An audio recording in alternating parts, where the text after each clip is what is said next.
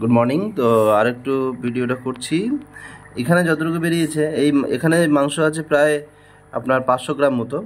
তো 500 গ্রাম মাংসের মধ্যে এখানে কিন্তু এতটা বেরিয়েছে, কিন্তু আরও আমরা ভিডিওটা আরেকটু করছি যে আরও দেখানোর জন্য যে কি মাংসটাকে আমরা একটু ঘেটে দিয়েছিলাম।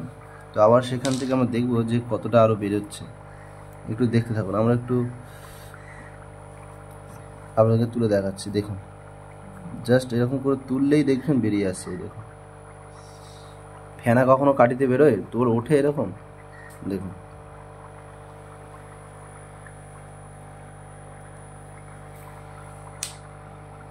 এবং এটা দেখুন জলে ধুয়ে নিচ্ছি, যার কারণে দেখুন কোনো ফেনা নয়, কিন্তু এটা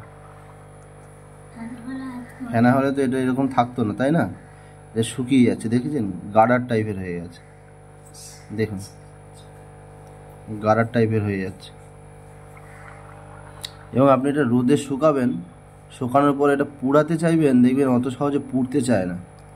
ভেবে দেখুন আমাদের হাড়ের কত পরিমাণে ক্ষতি করছে।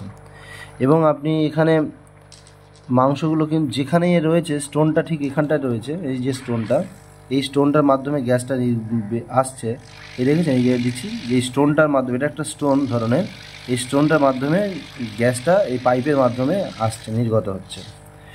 তো আমরা একটা নির্দিষ্ট জায়গায় রেখে দিচ্ছি, কিন্তু দূরে দূরে যেখানে মাংস রয়েছে সেখানে আপনি যদি দেখেন মাংসের মধ্যে দেখুন ফেটে ফেটে গেছে একদম। আপনারা নিজেরা ডেমনস্ট্রেশন না কাছে করে দেখলে হয়তো বুঝবেন না, তবু আমরা আপনাদেরকে দেখানোর চেষ্টা করছি। দেখুন আজকে কি পরিমাণে আমাদের হার্ট, আমাদের প্রত্যেকটা অর্গানে আজকে ক্ষতি হচ্ছে। চিকেন খাবেন না কেন, খান, কিন্তু পিউরিফায়ার করে খান। তার জন্য টিএনস আমাদের কাছে অপশান রেখেছে। আজকে এইটা দেখেছেন কেমন অবস্থা হয়েছে, দেখুন। এবং মাংসটার মধ্যে একটা শুকনো শুকনো ভাব, যে লাল লালে একটা ভাব থাকে না যেটা মাংসটার মধ্যে, হ্যাঁ, এটা কিন্তু শুকনো শুকনো ভাব হয়ে গেছে। মাংসটা একদম শুকনো, মানে হাত দিয়ে ঘষছি তো একদম শুকনো ভাব, মানে কোনো একটা ল্যালসানি ভাব বা ল্যাল ল্যালের যে ভাবটা লাগে না, সেরকম কিছু কিন্তু লাগছে না।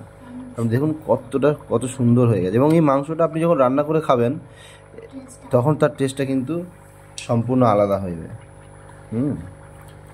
দেখুন। Thank you.